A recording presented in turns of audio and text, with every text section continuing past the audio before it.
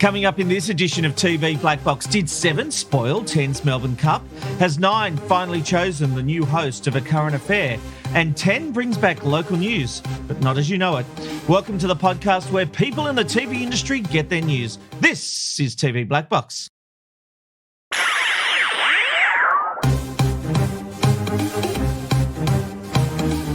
This is TV Black Box, bringing you the inside goss from the TV industry. Hello there, I'm Rob McKnight, and welcome to another episode of TV Black Box. I'll introduce the panel in just a wee moment, but first, it was on this day 19 years ago that the world fell in love with the Bluth family. Now the story of a wealthy family who lost everything, and the one son who had no choice but to keep them all together. That's right. In 2003, Arrested Development premiered on Fox, but it was cancelled after 3 seasons before being rebooted in 2013 on Netflix. Rolling Stone and Time both named it one of the greatest TV shows ever, and it is said to have influenced other series like Community and Robbo's favourite, 30 Rock. All right, let's meet the panel. David, Robbo Robinson, 30 Rock. It's like you're a genie or a bad omen. You suddenly appear when we mention 30 Rock. I really do. And weirdly, I watched the first scenes of I Dream of Jeannie, which I've never seen before, and it was really fun and exciting. So, yeah, I'm happy for anyone to rub my lamp. When were we talking about I Dream of Jeannie? No, but you just said that, like, I was, thinking about the first. Right, we say your name 3 times. Well, isn't that more like Shazam or something? Oh, no, Beetlejuice. That's more like Beetlejuice. Yeah, but I'm just trying to connect it back to telly, Yeah. I'm just trying to help you here, mate. It sounds more like The Ring, if you ask me. All right. He is the man who advocates for the viewers. We call him the viewer's advocate. Hello, Molk. How are you? Rob, it's great to be back, and it's wonderful to notice that in my short absence, you still haven't scripted the intros like you promised. No, I asked the team to script them, and they still haven't. So what is it you script now? He brings the showbiz, the Chapaz. Is it Chapaz? He wrote that for me, actually. Sorry, he wrote that for me. And look, enough of this silliness, because it is the welcome return of a TV Black Box legend, no less. He now works for The Age, and so he's all too fancy usually for TV Black Box, but he's here tonight. Stephen Brooky Brook, welcome back, my friend. What? Call me the David Tennant of TV Black Box. Lovely to see you chaps once more. And I'll just say, once a hot mess, always a hot mess. What a great regeneration by you, Brookie. Well done. Yeah, well, I'm sure we'll be talking a bit about Doctor Who. Actually, it's the whole reason he decided to come on.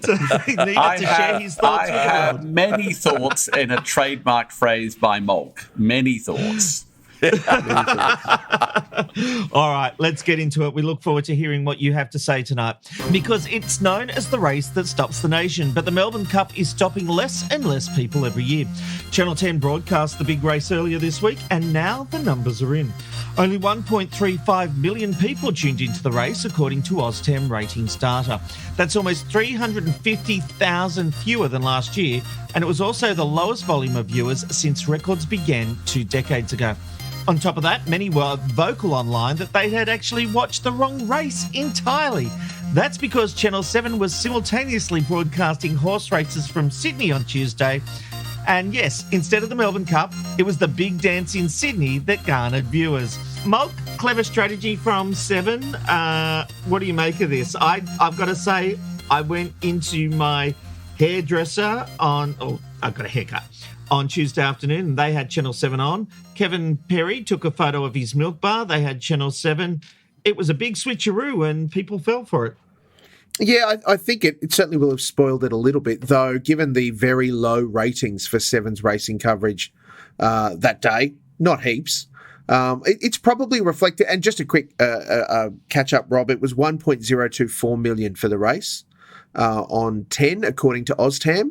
The number that you've given may have been updated by 10's media release to suggest that the numbers were different, but the official OzTam was 1.024 million for the race on Tuesday.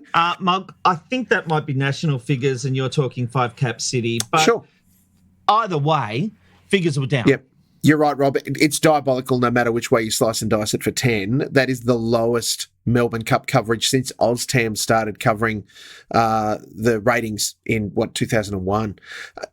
I think 7's will have spoiled it a bit. I certainly didn't tune in. I know there's also a big push, at least across social media, to say nup to the cup. A lot of people don't want to tune in. Given that we are in that sort of post-COVID-ish pretending like it's not around anymore phase, a lot more people will have been out at pubs and bars and venues watching it. So that will take away from the figure that otherwise... It's not a true number. Oh, look, it's true-ish. Let's go there. It's the number of people that watched using their OzTam boxes. That's the number that we go by. But, again, as you say, not the ones in pubs, clubs and all those... and hairdressers and all that kind of stuff. 40 million people watched on Tuesday afternoon based on that. Right. Brookie, you love your Melbourne Cup. You couldn't, when we were talking about recording on Tuesday, you're like, I can't, it's Melbourne Cup. Look, I was there, that is true. But I do think we need to emphasise Molk's point. More than any other sporting event, I feel, maybe apart from the Football World Cup, this is an event that is viewed by people out of homes. I think that there has been one of the big changes has been that this has become more and more a social event. Obviously, everyone in Melbourne gets a public holiday, a day off, and can do what they like. They're not really home. But I've noticed more and more that Sydney-siders are taking the opportunity to turn the whole thing into a very long lunch. So they're going out to restaurants. Oh, yeah.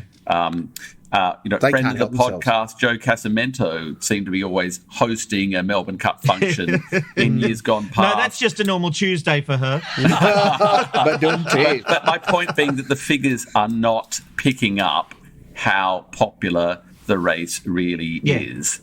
I agree. Robbo, of course, the big thing everyone was going on about was why is Eddie Maguire on 10's coverage? Simple answer is he's not... these network deals aren't a thing anymore, and he's obviously just a contractor to 9 for when he does programs for them. Well, look, I want to say he's the Jackie McDonald of our time. So if we remember back in the day, Jackie McDonald could read Channel 10 News in Brisbane, but was also on Hey Hey It's Saturday on Channel 9. And we're going back to that kind of wonderful golden age, but only in that respect. This is the problem, though. 10 has had this since 2019 and still hasn't penetrated the market enough to show the market that the race is on their channel. People are still going to 7. That's a big problem. So if we were sitting here talking about 10 having it for the first year, of course we'd expect some kind of hangover. Of course we would think, there'll be a few people or a lot of people. We're 3 years in to this agreement and people are still turning on to 7 and not to 10 for the big race. That's a big problem for Level 5 at Pyrmont. But the weird thing about Level 5 at Pyrmont is that they don't really care about what the audience thinks. They just like to think that they know what's best. It is a big thing for 10. No. Don't cut that out. We just don't need to bitch about them all the time. You do. No, I do it every so often. Okay. A point that I would like to make is a whole of sport approach to network programming. So if you want to have the Melbourne Cup, ideally you have a lot of other races that back up that schedule, so you become known as the racing channel. I think 10 has failed to do that. Clearly, there's still a lot of racing on 7. Similar thing with cricket. You want, if you're a network who's going after the Ashes, you want as much cricket as possible. Similarly with 9 and the tennis, they've got the Australian Open. They have been, over the past couple of years, gradually trying to build up their tennis portfolio. So they have all of that. Similarly, if you are going after the Olympics, I think you want a lot of feeder events such as the swimming and the athletics and world championships because viewers just get confused otherwise. And I think that's clearly what's happened with 10 and horse racing. And I think the challenge to some of that, Brookie, and not just for 10, but for all of the commercial networks, is that trying to block out all of those sports is just so bloody expensive these days. Yeah. All right. Well, we've had 9, we've had 10, and now 7 and SBS have had their turn to unveil their programming for 2023. Let's start with 7. Among the big shows returning are The Voice, Farmer Wants a Wife, My Kitchen Rules, SAS, and a singles-only version of Big Brother. Ugh. But here's what's new, or returning after a long hiatus in 2023. Australian Idol will make a triumphant return, promising live episodes as the series unfolds. The wonderful world of balloon artistry, yes, you heard me right, is highlighted with a new competition called Blow Up. Robbo's long-standing favourite in $1 Million Island is still on the cards, fronted by Ant Middleton. Comedian Jim Jeffries will host a new game show, The 1% Club, which asks contestants not about general knowledge, but instead to use logic and common sense. New drama series, The Claremont Murder, stems from a real-life disappearance of 3 young women in Perth in the late 1990s, which launched a monumental 25-year investigation. New comedy series We Interrupt This Broadcast promises to reboot and revitalise a long-standing and near-forgotten Australian tradition, taking the piss out of everything, including ourselves. Con Girl is a new limited documentary series about one of Australia's most cunning serial con artists. And finally, Animals Abroad with Dr. Harry, which is all about animals as they travel around the world. Molk, let's take a step back. You and I both went to the Upfronts, and you can hear the interview with Angus Ross, the head of 7's programming department. He talks about the Upfronts in the last episode of TV Black Box. But Molk, it was an interesting affair because it was basically a cinema experience watching the 7 Upfronts. It didn't have the razzle-dazzle of, certainly, of 9. Yeah, it was a bit weird. The assembled guests were split into 3 of the Hoyt's cinemas at the Entertainment Quarter at what is now Disney Studios Australia. And there was an introduction given by 3 different executives to the 3 different rooms, and then they pressed play. And we got to see a 85-ish minute, here's what's coming for 7. And look, a great pitch to advertisers, absolutely rammed home 7's point of difference around why they're the place that you would want to advertise with them. I thought that their content schedule is absolutely lacking a Commonwealth Games or an Olympics. It just looks a bit on the light side, quite frankly. Is that because you've just gotten used to them having that? Well, no, because we've had the case where there should have been a year off in 2021 anyway. But if you remember, it was the Olympics, I think, got bounced because of COVID. So I guess there's an element of that. But even when we think about their 23 schedule, 1 drama.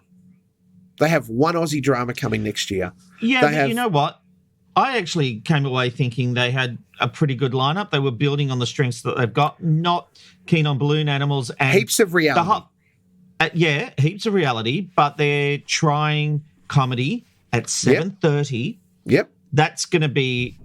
I really hope it works because... So do I. Great I'm cast. scared that the promo wasn't great, but I want it to work because I'd like to see comedy. And look, they're realising the reality TV bubble is bursting.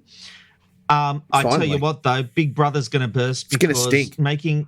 Making it about singles and the House of Love, I have no interest. And you all know how much I love me a bit of Big Brother. And I am not interested at all. The most telling part of that conversation you had with Angus, and it was a great conversation, Rob, was you pressing him about the fact that in the UK they're going back to trying old school live, as live Big Brother, multiple, like just running in consecutive.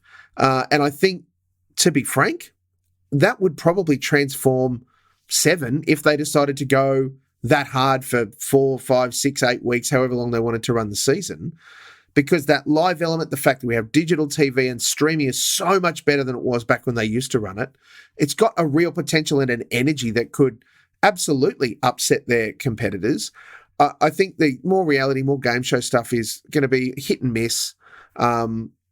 Excellent that they are doing an Aussie drama, but I want to give it, I want to make sure that we point out that it's not just 7 that are light on in Aussie drama. 9 and 10, both very light, given the conversation we are about to have. But Aussie drama isn't rating. I can't blame them. But one more thing on Big Brother, if I may. I really feel like the push for this format is coming from Endemol, Shine Australia. Mm-hmm. They do not want to go to the Big Brother original format that the UK are using. And this was give us one more go. We'll do House of Love. It'll be really cool. The writing's on the wall for that dating stuff, though. We've seen The Bachelor and Bachelorette fall on its ass. I don't think The Bachelor's is going to do anything special for 10. Maybe this got up before the bubble burst on those. Are we talking? I mean, the way you've outlined it, Molk, is exciting, and obviously the Brits would do that very well. Well, Channel 4 made Big Brother under that live format.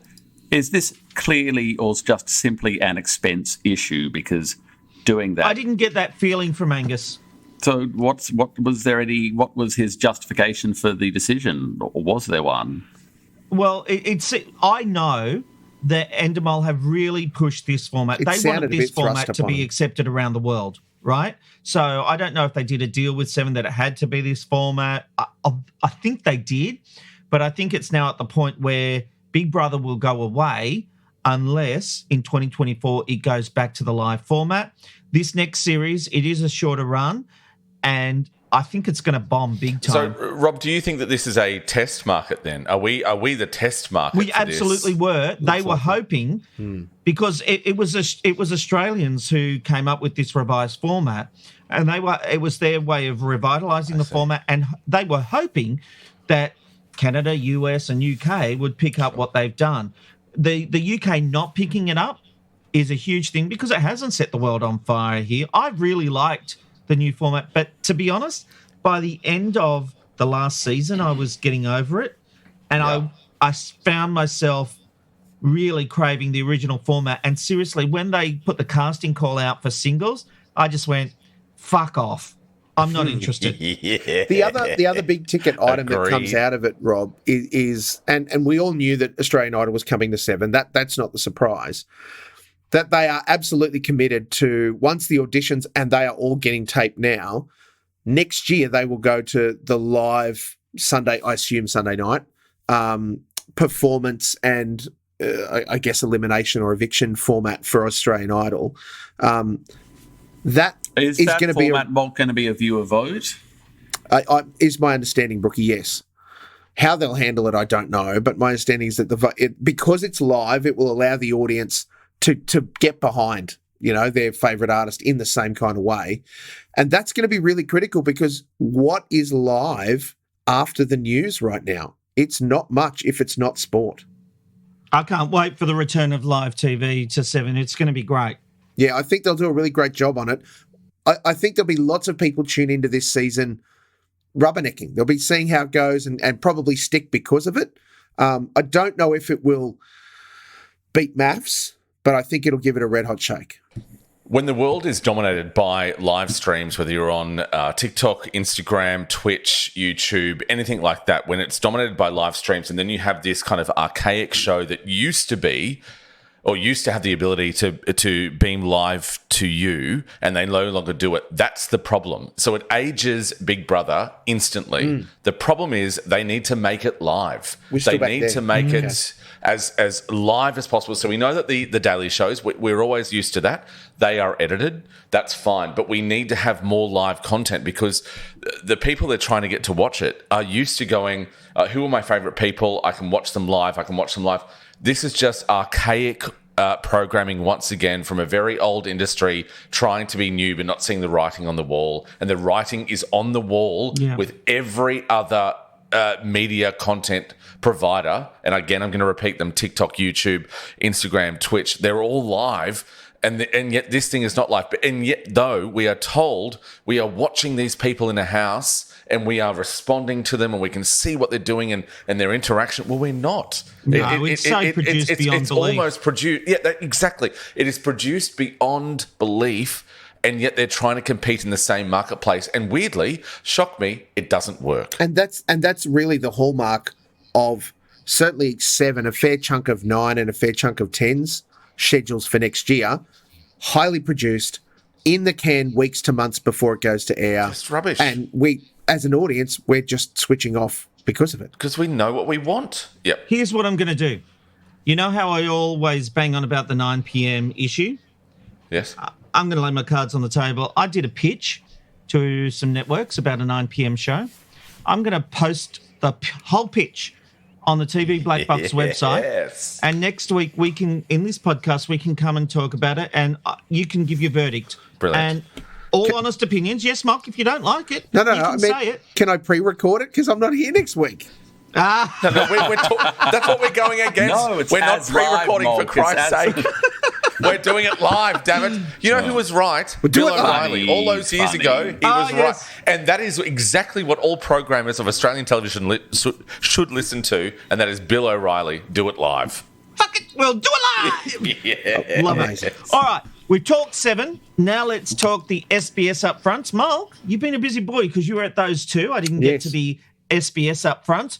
Take us through it. You're very fortunate to be at the SBS Upfronts where they delivered their what's become now traditional lunchtime upfront, where they again moved into the cutaway at Barangaroo Reserve, and it was just tables and tables and tables of us sitting down having amazing food, hearing the story. There's lots of good stuff coming out of SBS, not least of which is from an advertising point of view, they are moving into using the Adobe platform around data capture for user information to share with advertisers, which is, I appreciate de rigueur within the industry now, but a really important step for SBS to become more attractive in the way they want to engage advertisers in their product. As a half government or part government funded and part commercial funded enterprise, SBS need to have that advertising revenue for SBS On Demand, all their streaming, and of course their live content. 3 Australian dramas coming out of SBS next year. The first one, probably the highline, is a drama called Safe Home. It's written by Imogen Banks, who was the award-winning producer behind Offspring, and it stars Aisha D and Virginia Gay and another actress that I cannot remember. It is about a young lawyer becoming a part of a domestic violence not advocacy, but like legal support service, and getting embroiled in a murder because of it. And it looks red hot. Absolutely amazing. While the Men Are Away is a story of Australian women during World War II and the stuff that they got up to and how they survived, both in their actual working lives and in their romantic lives, while the men were away. And then the other Australian drama is an anthology series called Erotic Stories with, quote, an SBS twist. So, hold on. Molky, I'm asking for my teenage self. Sure. Will there still be the yellow subtitles with a little bit of titty on a Friday night that me and my mates can watch? Mate, is that what you're talking about? They went years ago, Robbo. The answer No, I is know, yes. but that's... It sounds like they're bringing it back, though. Yeah, Sex that's what I before like. soccer. I like to hear it. That's what we want. More sex before soccer. I can't wait for that one. Yes. I just want to see some that's a good reference. AOLs with my soccer goals. That's all I want to see. For those of us on the panel who didn't have the benefit of SBS's hospitality largesse down at Barangaroo, which Molk clearly did, do we feel that our special broadcasting service has a bit of a visibility problem in this day and age? Because, Brilliant. you know, back when the old 5-channel setup of the 1980s, it had its place, and it had quite a good place. Now in the... Especially on a Friday night. Yeah, let's discuss. Now, you know, digital streaming, global competitors, it's harder and harder for SBS to do the job that its government charter mandates that it should do. But you've got to look at what they're doing this year in that they are actually providing quite a bit of interesting content. And Molk, what was that line that they've never before commissioned 3 primetime dramas or something? What's the line? I think that's 3 primetime Australian dramas, original Australian dramas. Brilliant. And that's more than, I think it's more than 9 and 7 combined coming into 2023. I'm not quibbling with the schedule or the quality of what they're going to produce. I'm just wondering if they're going to be able to successfully get eyeballs to it. Well, it's interesting, Brookie, because SBS have always led from the front when it comes to streaming. SBS On Demand has been an award-winning and pioneering platform when it comes to delivering content onto as many screens as you can physically watch it on. And they are finding more and more. We've seen it this year, for example, with The Handmaid's Tale, which has been a monster success in catch-up after pulling sort of anywhere between 200 and 400 on late Thursday nights. It's pulling 600, 700% catch-up. Yeah. The Handmaid's Tale is how I want to run the TV Black Box podcast. Some say I already do. Probably. There's one other thing I need to add in about the SBS story. Of course, they do news in 30, 40, 50 languages, so all of that is highly available. They've rebranded SBS Radio to be SBS Audio, acknowledging that they now do a lot of podcast content as well. And in early December, NITV celebrates 10 years as a part of awesome. SBS's broadcasting suite, and they are going big with that. There's going to be a big concert from Uluru to celebrate that. It's going to be massive. Brilliant. And you know what I want to see? The big mob brekkie to go or 40 weeks a year, all year round. And SBS, you don't have to do the tens of millions of dollars like the other networks. There is a way to do that show. It's a great little show, and they really could do that on the cheap, and it's a disservice not to do it. It shouldn't just be during NAIDOC week because it's a really good, fun show. Yeah. Can I just point out, Rob, that along with, yes, there has been those questions even at the media briefing about Big Mob Brekkie being more than just NAIDOC week, and completely reasonably so. There is a raft of other content. Who the Bloody Hell Are We? Comedy with John Safran, Cal Wilson and Adam Liol looking at migrants to Australia and what that lives looks like. Alone Australia is coming to SBS, filmed in the Tasmanian wilderness. They've got stuff. Look, the best way to do it is to have a look at tvblackbox.com.au and have a look at the SBS Upfront article because it's just a ton of more than we can cover here. Yeah, it's where people in the industry get their news, so you should too. All right, QandA is making a big change, but will it be enough to save the struggling show? After 2 years of dire ratings, the panel show on the ABC is returning, shock horror, to Monday nights at 9:35. In a statement, the AB said, "Looking ahead to next year's schedule, we want to ensure the program is given its best chance to garner the strongest audience it can." I'm not sure that's how the ABC talks, Rob. I think it is how they speak. I'm not sure that it is. That is how they talk in my mind. Look, can we just get something clear, Brookie? QandA was failing before it moved to Thursday nights, and that sort of became the death knell. I don't think this is going to save it. You are correct. And the justification for moving it to Thursday nights was not merely a change of day, but a change of time slot, because the show was deemed to be expensive to produce. And the theory went that if you have a 9:30 or 9:35 audience after Four Corners and Media Watch, that will be a smaller audience than you can potentially get on 8:30 when you have more people watching, but that clearly didn't work because ratings continued to decline. And let's face it, Media Watch is an incredibly popular show which people tune in for, but it was clear that Tony Jones ratings left. Don't matter to the ABC. Yes, that's they not true don't. anymore. Yes, they do. That's, of course. We all know it's bullshit. Did you read the latest board report? We all know that the ABC executives scurry around when the ratings drop with as much fervour as their commercial counterparts. Yes. I think now with this move back, it's going to be a really good opportunity for QandA to work out entirely what sort of program it wants to be and whether it has strayed from first principles. The show has always been, I think, controversial, but it was controversial with an audience. Now it's controversial and polarising, but without that audience. So whether that's because... It basically, when the new EP came and the new host, when what's his name left? Who am I thinking of? Tony Jones left, was replaced by Hamish McDonald. They basically didn't want to do the show that they were doing. We want to do our own thing. They didn't think about what the audience liked about the show, and they neglected the audience, and they put themselves first. And that is the big mistake. QandA is now not part of the national conversation. It is not interesting. And if you don't ask a woke question, you get thrown out of the audience. It's not if for a Stan second. Grant doesn't like your question, out bugger lugs, even if you're being reasonable. Can we not even go down that path for a second, well, right? It's true, Molk. That's your one woke mention per episode done, by the way. I think that, we're not running this podcast like QandA where you ban certain topics or discussions, Molk. So sure. I think that Rob, and you should duke it out on this. I think that Rob's banging on, a fence paling that he's been trying to have a swing at for a while. I think the challenge for QandA is that it was failing before they moved it.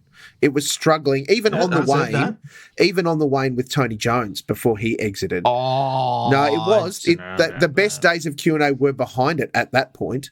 And to move to Thursday meant that it actually went against what QandA offered to both the ABC and I guess, the Australian audience and the media writ large, was that in Monday nights, it has the opportunity to not set, but highlight the political agendas for the week, to be engaged in some of those big questions and expand and develop some of the stuff that is flying around out of Canberra particularly. And a move to Thursday meant that it became irrelevant.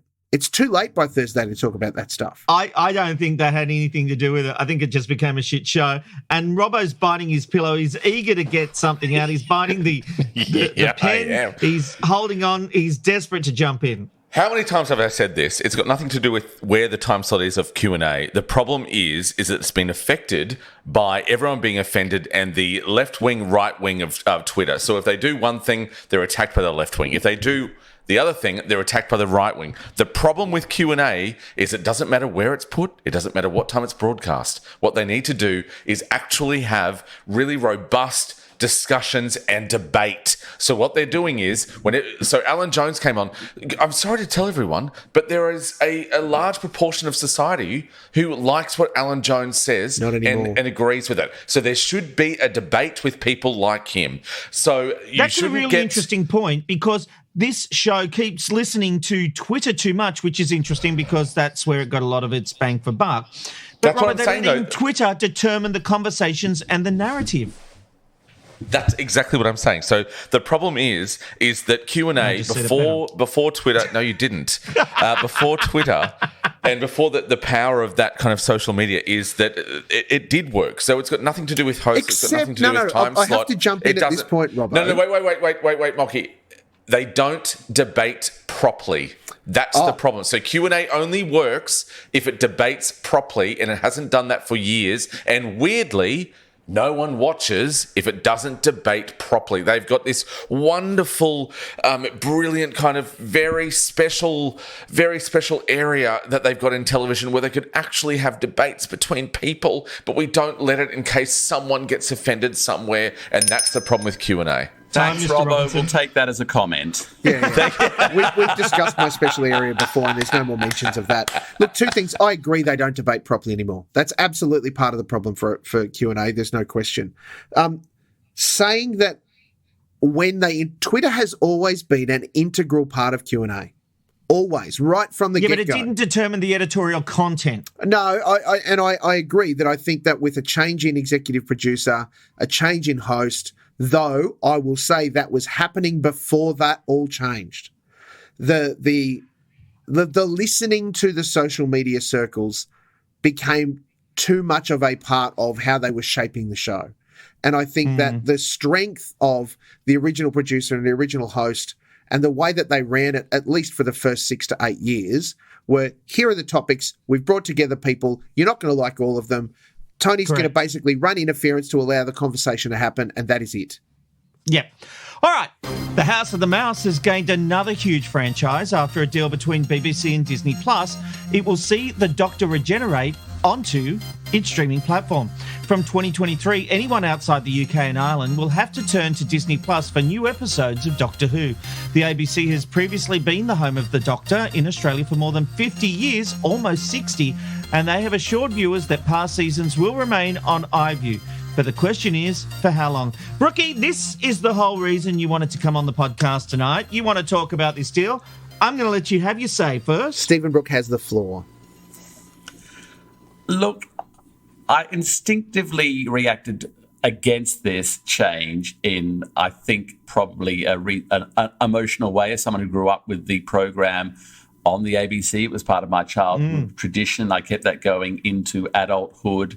It was an emotional reaction. It's the sort of thing that I would be messaging friends about. In fact, I got asked by The Age and Sydney Morning Herald to write an opinion piece about that. But then after I sort of analysed it and thought about it rationally, I decided I was against that for a whole other reason. I think it's very damaging to public service broadcasting in the world. The BBC clearly feels that it can't produce the program on its own anymore. It has outsourced the production of it to a production company that is controlled by Russell T Davies, who was the original producer behind the revival back in 2005. That production company is now owned by Sony, and now they've done this content distribution deal with Disney Plus. And I was speaking to a source at the ABC, and they came back and said that they realised the world that they lived in meant that productions were demanding more and more money up front. And that was the way that television budgets were working, which told me a couple of things. The first and foremost of which is that this is really a funding deal, not for the episodes that are already in the can that we're going to see next year, but for what happens going forward into 2024, where presumably this massive deal that Disney Plus has done means that there is going to be a massive injection of money into the program, which the BBC and Russell T Davies and Sony and Disney Plus are hoping will give the show a whole new lease of life. But I've never really been convinced that what Doctor Who needs is a bigger budget, which I think has been borne out by the most recent specials that looked incredibly glossy and had a lot of, Marvel Universe-style action sequences. But I thought we're actually lacking in terms of quality and drama and the spirit of what the show is all about. Yeah, you can't buy good content. You've still got to have good writing and a good idea. You can buy good writers' rooms with that, though.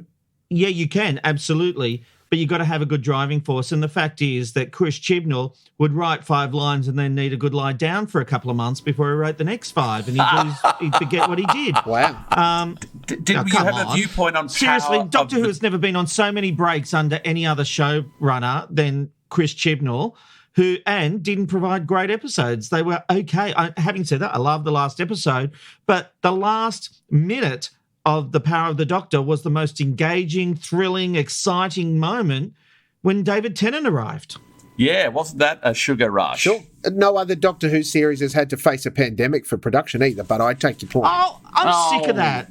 Bullshit. On, Molk. They were still able to write the show. It gave him more time and he still made shit. Other shows kept going. I'm not saying that it's a quality it's just issue. Bullshit to constantly his first few seasons didn't have the pandemic. His first season didn't, and it went off the rails. There were some great ideas, some great episodes. Yep. That is just bullshit. No, it's not bullshit. No other Doctor Who season had pandemic interrupting its production schedule. That is Shada got cancelled because of a strike at the BBC. It never got finished production. There's always been things that get in the way of things happening. Sure. There was inflation in the 70s that crippled the budget. It used to be produced every week. It was taped once a week in a tiny little studio in West London with virtually no money, and nearly got cancelled because they spent too much budget on the TARDIS set. Anyway, Chibnall's gone, so we don't need to talk about him because we're going to the future. I've got to say, Brookie, I think this is great. And people lamenting the ABC not getting it, here's the simple fact for the ABC. When the show was coming back in 2005, the BBC offered the ABC a partnership deal and they went, no, thanks. The ABC could have had their hooks into Doctor Who and owned part of it. They decided not to do that, right? So the fact is we're in a commercial world, and like you, I grew up watching it on the ABC, but I watch all my old Doctor Who's and the new Doctor Who's on BritBox now. I love just going through them and watching them. The fact is that we are in a different world, and the BBC can't just keep doing favours to the ABC. This is a commercial venture. Disney Plus is going to give Doctor Who a whole new lease of life in terms of budgets. And I do think budgets can, in this day and age, you need to go big or go home. And so I think it's the right move with good stories, and it'll reach a whole new audience just being on Disney Plus, not just the budgets. I hear what you're saying. Let's hope that more money means a better show, which it didn't really under Chibnall. We've made that point. My concern is that, in effect, Disney, Netflix want to take over the world. They're like the sort of Uberization of television. They want to push out local players. They want your eyeballs. Here is a British-developed program that has been supported, yes, by the ABC for decades, which is now part of Disney's strategy to grow its global platforms using content that was created by a public service broadcaster. That's something I do have a slight amount of concern for, because I think that the BBC's original strategy was to try and use Doctor Who to help break into America and into other markets. It's sort of admitted defeat on that now. It's put up the white flag and it said, Disney, you'll probably do a better job. Here you go. Agree. All right, local news is returning to Channel 10 in Adelaide, sort of. TV Black Box can exclusively reveal plans are well underway, and Adelaide presenter Kate Freebarn will present the new standalone bulletin when it launches, but she will do so from Sydney. While 10's new Adelaide bulletin will be truly local in content, it will be switched and presented out of Sydney. If the local-ish version improves ratings, 10 will consider doing the same for the Brisbane market. Robbo, the easy thing here would be to say, this is shit, they're not doing it from Adelaide. But it is a step in the right direction, having an Adelaide-only bulletin rather than the mishmash that they currently have. 10 are trying to do it with their financial constraints. I'm actually not too worried. I don't know that it'll do them any favours because they're still not local, but they're trying, and the new head of news is trying to give it a go, right? Yeah, of course. You take 2 steps forward and 1 step back, though. So this has happened so many times across all networks where they go, no, we're going to do this network, we're going to do this centralised, and then they go, oh, bloody hell, that doesn't work. We've seen it in radio as well, where they try and do radio shows from Sydney into Melbourne. It doesn't work. So there's always this wonderful big announcement where they go, we're going to do this. This will be great. We're going to centralise it. It's going to be better. And then weirdly, oh my God, shock, horror, knock me down with a feather. It doesn't rate because it's not local, and you lose all of that. So then networks come back and go, oh, actually, we're going to reintroduce it. So they spend all this money getting rid of people. Then they spend all this money getting people back. It is just it's almost like the natural order of network news in Australia. I do agree with you though, Rob. If they're able to get something, back into there, great. But it's no different than what's happening now, though. Jennifer Kite in Melbourne is presenting the Adelaide news in Melbourne. How is it any different? Because it's all Adelaide content. Like, there can be the focused on Adelaide content rather than you're kind of proving a segment of Adelaide. But you're proving my point, though, is that we've pulled it out. We're going to put it back in. We're 100%. Pulling it back. We're going to put it back in. Great that we're going to have the hour of local content. That's fantastic. An hour and a half, sorry. But the great thing is, they would have fired journos like they've done in Brisbane. They fired a heap of journos in TVQ, which is where I used to work. So we're doing that classic thing of sweep it out, everyone. This is going to be this is what's going to work. Oh, it doesn't work. We're then going to bring it back in, and then it's this roundabout that doesn't suit anyone. And whenever someone says whenever someone says to the market, look, we're going to centralise it here, we're going to reduce the journos, we know that in a year or two, they're going to rehire journos, they're going to rehire producers, they're going to do all of this again. So this shouldn't be a massive congratulation to any network, because you shouldn't have done it in the first place. And history has shown that it doesn't bloody work. It's such an interesting mess, because Kate Freebarn is going to spend hours on planes flying between Sydney and Adelaide so that she can press the flesh locally to help boost the profile of the news service. And she's from there anyway. But so living in she's Sydney, got family there, doing the news 5 days a week, she's going to have to fly back to do all of the PR and promo and events and turn up at things so that she is seen, so that she's part of the Adelaide landscape. That's going to be the big cost. And I don't mean monetarily, I mean physically for Kate in having to make that go. TV stars are fine. They're okay. Sure, they don't fly them at the back of the plane. I appreciate it. But I'm just acknowledging. So this kind of thing of going, these newsreaders are having a tough life. No, they're not. They're not digging holes. Suggesting that. They're not on the road. They're friggin' fine. They're on good work. Look, we need. Go on, Molk. All I was going to get at is to say that I think it's a compromise, and compromises are usually never great. However, providing an opportunity for Adelaide to feel like they own their news service again is absolutely a step in the right direction. Though I agree, Robbo, it shouldn't have happened to be like this in the first place. It's a merry-go-round. They've felt this 5 or 6 times over the last 30 years, as have every other market. Yeah. So it's this thing of going, we're going to save costs. And then the next person comes, oh, weirdly, we're not rating anymore. What should we do? Oh, it did rate, though, when we were live in the market. Okay, yeah, we'll go back in the market. It's just a waste of time for everyone. Their Big Daddy Paramount is not giving them the money they need. They are working on absolutely the whiffs of an oily rag. I do like to hear about Big Daddy Paramount. Didn't quite have good earnings, especially in the TV market in their last earning announcement. But look, we've got to get to the big thing, because one of the biggest topics of discussion at the 7 Upfront event, because there was a bit of an after party afterwards, after the presentation, I had so many high-level executives all coming up to me wanting to talk about one thing. Make sure Rob's bits and bobs doesn't what go. bullshit. Oh, my God. I knew this was... Absolute rubbish. I promise you. I was with you for some of that. That is a lie. You weren't with me that much that night. You left me for dead while I was... Oh, got to tell you, side Rob, note. I've been away for a while. What are your bits and bobs, and where could they possibly be going? I've been doing a little bit of a Rob's bits and bobs, where I just say a few things that's going on, right? But and the team went, no, we didn't approve this. It's got to stop. You get too much airtime anyway. And seriously, powerful people in the television and production industry were like, Rob, don't you dare get rid of bits and bobs. Rob's bits and bobs, it has to stay. But I'm only going to touch on one thing. Your bits and bobs have never satisfied anyone. So I'm just trying to... And you've got 3 daughters. Well, apparently when I'm just talking, they satisfy, Rob. Wow. Keep going. Get on with it. Come on. Let's talk about a current affair.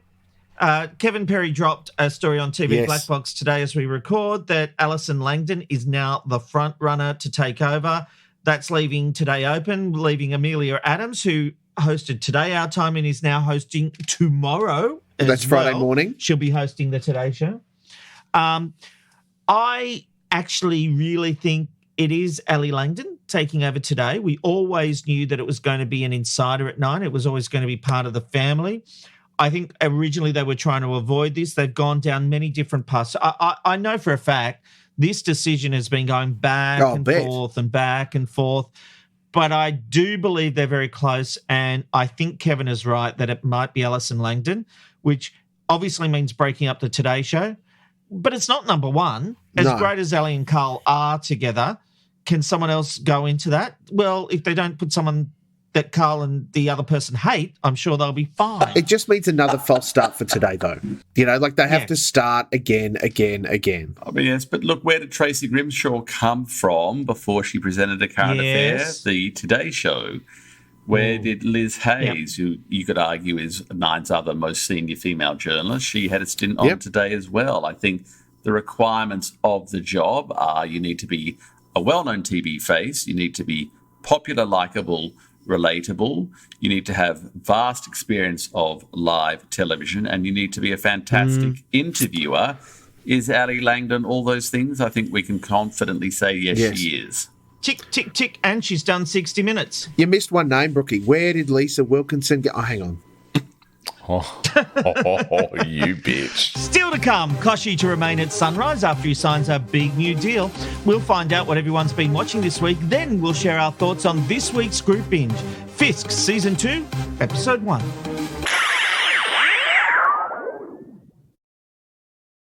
And now it's time for Hatches and Dispatches. Sunrise host David Koch has signed on with The Breakfast Show for 2 more years, hosting the program until at least the end of 2024. Striking up the deal with 7 CEO James Warburton, Koch said he had mentioned departing altogether before he was ultimately persuaded to stay. Persuaded. Yeah, those dollar signs. The host recently clocked up 20 years with the program. Nine News reporter Lauren Tomasi has landed a new role at the network's Los Angeles bureau. News boss Darren Wick confirmed the appointment in a note to staff, saying she was chosen for the LA role by an interview with a panel of news and current affairs executives from around Australia and overseas. She will take up her posting in the coming months. The ABC has appointed Judith Whelan to the role of editorial director at the broadcaster, effective from February next year. Currently ABC director of regional and local, Judith brings more than 30 years of journalism experience to the role.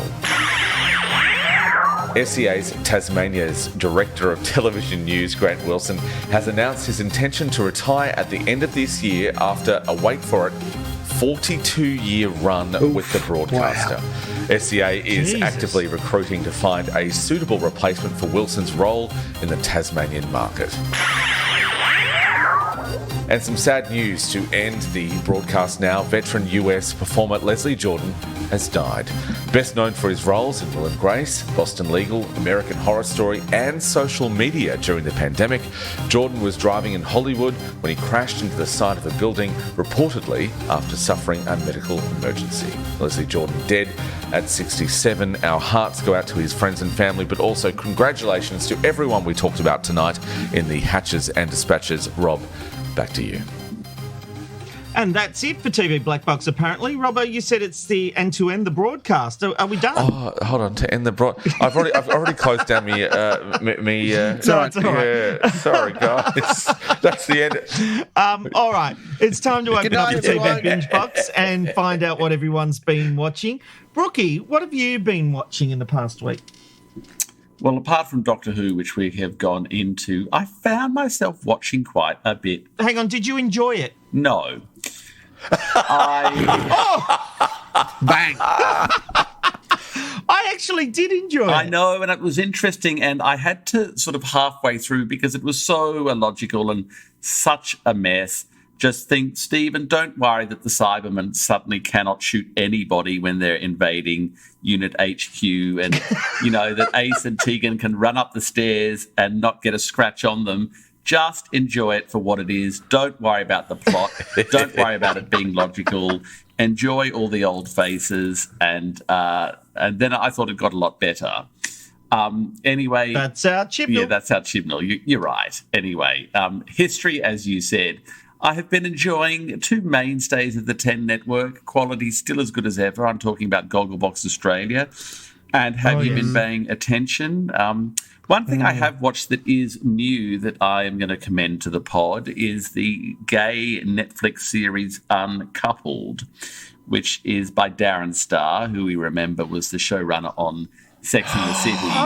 I'm not sure about that, and but by the way, Place. Brookie, we only do 2 shows a week. But anyway, keep going. Oh, okay. Well, you know, I'm busting the format. Anyway, Uncoupled. So that is a kind of gay rom-com, I think we could call it, although it's got a very serious...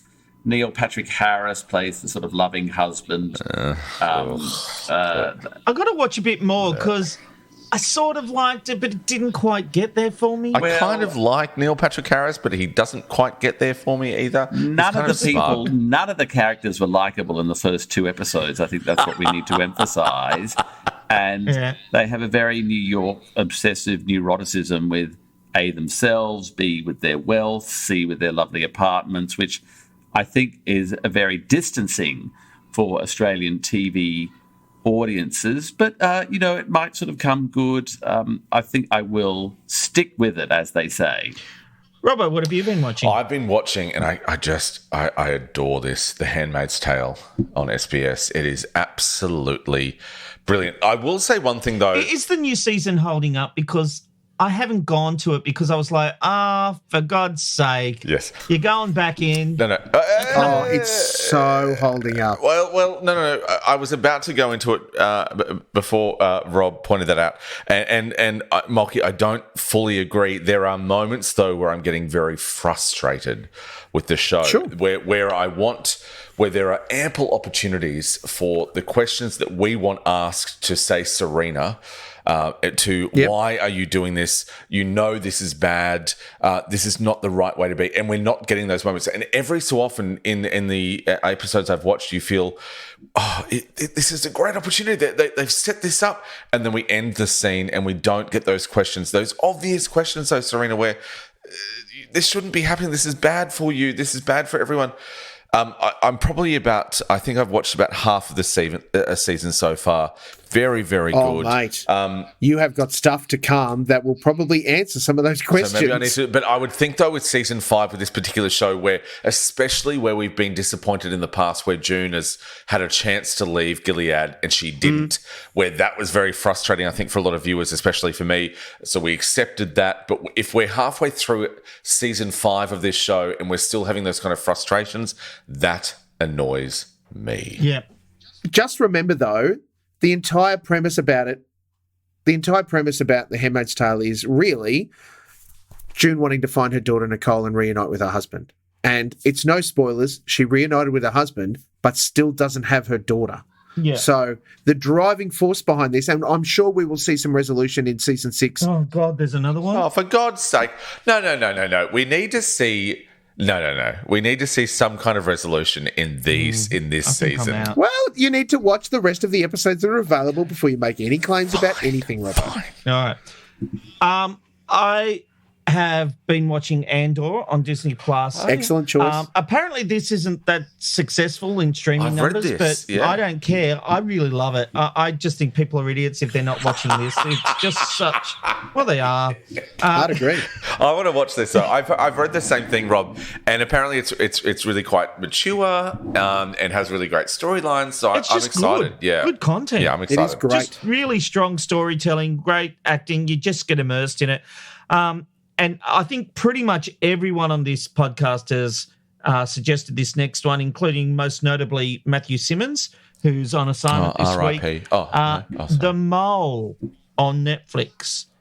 I've only watched the first episode, but geez, they've done it well. It's really, really well done. Now, I haven't watched any of it yet. A reminder, you only get 2. Well, following on from our special guest, who I feel like almost use me as an special guest category. I'm not your enabler here, Molk. 2 shows. Here's the first one. Go for it. Yeah. If I could just reinforce, Andor is excellent, and part of the benefit to it is... No, this is Rob. This is your first show. Is this your number 1? One this down, is Rob's show. One down, one to go. We've moved on, mate. We've had the Andor discussion. In the same way that I talked about Handmaid's Tale with Rob. You talked about Andor shows. Time. Can I now go and have my dinner? He's frustrated. Look at that face. He's angry. Andor is great. He's and gone the fact red. that they have He's about to explode. The fact that they have plotted 24 episodes, it'll be 2 seasons, end of story, that's it, is part of the joy. That they have just gone, here is how it's all going to happen, and they're delivering it to us perfectly. Andor is wonderful on Disney+. Oh, I really like more than 2 seasons, but anyway. I literally have a list of about 8 shows that I want to talk about. But because I'm not allowed to, I won't. Jesus. What's your second show there, Molk? You tried to slip them through before, Molk. Yeah. Don't have a go at us when you've been a naughty boy. All right, what's his second show, Molk? So my first show is Lost for Words on SBS. The second season of that finishes last night, I think it was, on SBS.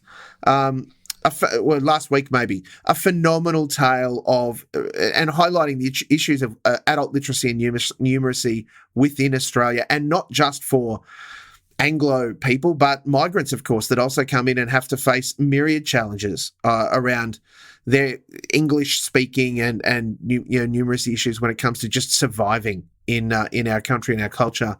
Phenomenal. Jay the Guy's a great host. It's worth checking out on SBS On Demand. Bring your tissues. It's delightful. It's inspiring. Lost for Words Season 2 is brilliant. The other one that I want to talk about is running out on Binge and Fox Showcase right now, and this is the second season of The Vow. The first season brought to light really the stuff that was going on inside the NXIVM cult that made news about 12 months ago when the leader of the cult, Keith Raniere, got arrested. And it was filmed from the perspective of a couple of very high-profile cult members who were deeply involved in it, particularly noting that... I love NXIVM. Great for indigestion. No, that was good. No, that Particularly noting that was within- generally good. If you know, you know. Brilliant. Particularly noting that within the cult, there was this sub kind of movement where Keith had convinced and coerced a whole bunch of women to get tattooed with his name near their vagina. Oh, and Cool. that gives me indigestion. and- I'll tell you right now. sleep with him, challenges to sleep with him, a very dominant, subordinate kind of relationship where they had masters that were other women that they got welcomed in. Outrageous. Alison Mack, formerly of Smallville, was a part of this. She also got arrested and is serving time in the US for it. Keith Raniere, yeah. I very remember that. recently had his sentence handed down. He does intend to appeal, and he got a sizable chunk of time. And all of it is incredibly laid out very well. In fact, they look to, in the view of the court cases, which is what the second season focuses on, they look at it from the point of view and perspective of the woman that was effectively his enabler and partner in setting up what was meant to be like a personal development business, and how she swings from feeling like she was duped and lied to and didn't understand what was going on, to swing back the whole other way where she's just mortified at what went on effectively in her name. It is compelling viewing. If you didn't see season 1, it's all on Fox Showcase and on Binge. Sorry, Foxtel On Demand and on Binge. Season 2 is happening right now. I think it's on Monday nights on Fox, and it is just gobsmacking. And it's called Nexium. No, it is called The Vow. No, sorry. I vow not to have indigestion. Thank you, Nexium. Yes. Nexium.com.au. Mark, that actually sounds really interesting, and I'm going to take your advice on that. All right. Our group binge this week was Fisk Season 2, Episode 1. Molk, this was your choice. Do you want to set it up for us? Am I allowed to talk about it, or is it considered my third, or what's the... No. If we're actually counting, this will be considered your fifth. So, yes, let's just go with your binge. I'm yet to begin, my friends. Season 2 of Molky. the award-winning ABC comedy Fisk, written by, directed by, and starring Kitty Flanagan as Helen Tudor Fisk, the once great Sydney-based solicitor who has fallen from grace and ended up in a very meagre solicitor firm in Melbourne called Gruber and Associates. She is struggling to find herself separated from her husband in a whole new city, in a whole new situation. It is simply delightfully hilarious comedy. Kitty Flanagan won a Logie. The series has won an actor award. She also won an actor award for Best Comedy Performer. And it also won, beating a whole bunch of big European and American comedies.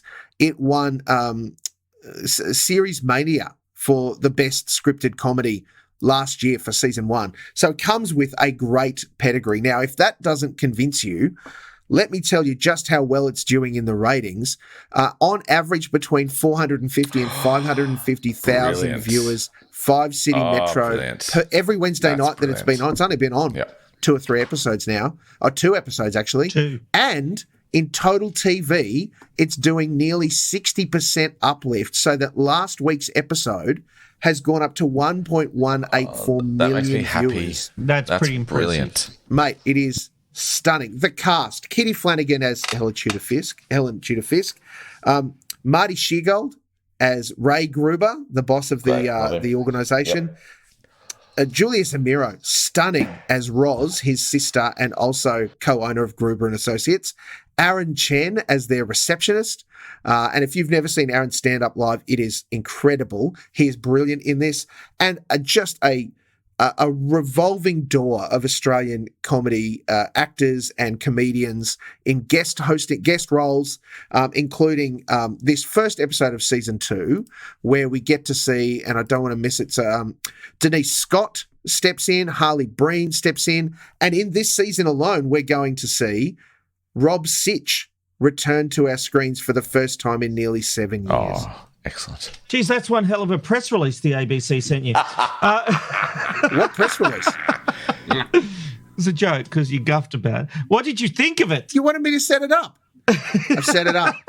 It's fucking brilliant. Watch it. It was good. It wasn't that great. As a first episode back, I thought there were some wonderful moments in it. The central plot had, by the end of it, the denouement, if I can use that word, was highly improbable and kind of broke the warm spell that I had. I think the quality has slipped a little from the first series, based on that first episode alone. Hopefully it will prove me wrong. Brookie, I was about to say that it feels like they're taking the easy option. I mean, this woman should just get down on the floor and be a floor mat, because everyone's walking all over her in such a massive way that they could start whipping her and she'll just stand there and take it. The photocopier in the office, it's just like, at what point does she say no, enough is enough? Nobody would put up with that. It is ridiculous to think that she would keep working under those conditions. And I get that there's comedy value, not a documentary, and it goes Rob, right? over the top with comedy, but I just feel like it was such a good first series and I had laughs in this episode, but I came away disappointed. Sure. I mean, it's, as I said, it's not a documentary. It's a fictional comedy series. And look, I hear all of the points, and I'm not here to defend them. No, I agree with Molk. When's it Uncle Daddy Robbo's turn to talk about this show? Now, Robbo, what did you think? I loved it. Yeah, but you obviously, if you've ever watched episodes, and Oh, hang about. If you've ever watched a sitcom in your life, there are kind of outrageous ideas and outrageous kind of plot points. This was fantastic. I loved it. I think this is great. I love the first season. I think this is really worthy of everything that it's getting, both awards and ratings. I hope it gets more throughout the season. The coffee shop replacement was funny. It's really funny. I liked that. And how she still had to get the $1 cup of coffee. There were great moments. The photocopier bothered me because I'm just like, you've got to draw the line somewhere. And if she's not drawing the line there... But then you don't have the comedy. So hold on. Based on that idea, the majority of Seinfeld episodes don't work for you then. Because it's in the realms kind of their reality.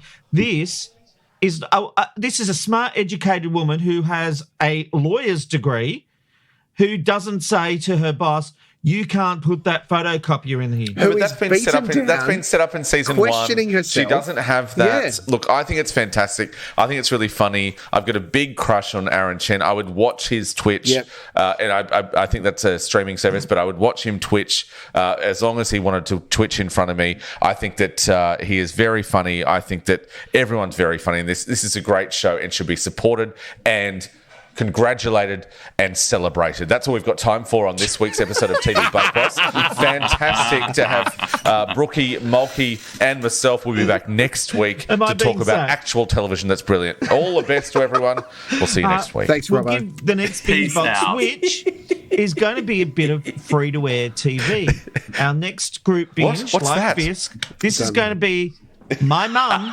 Your Dad on Channel 9. Oh, no. What are you doing? Is that even We out are going yet? to take the social experiment and see what it is, how it does, and whether it makes good TV. But how do we watch it? It's actually called My Mum Roots Your Dad, Robbo. That's what it is. It's on 9, 7:30 suddenly Monday I'm night. back It's on in. Monday night. Now It's I'm up back against in. Channel 7 have dropped their disruptor. That's what they're calling This Is Your Life. It's a disruptor that they can put anywhere to go up against news shows because it does well in the ratings. So, we're going to watch My Mum, Your Dad. I watched the Ray Ma version of This Is Your Life.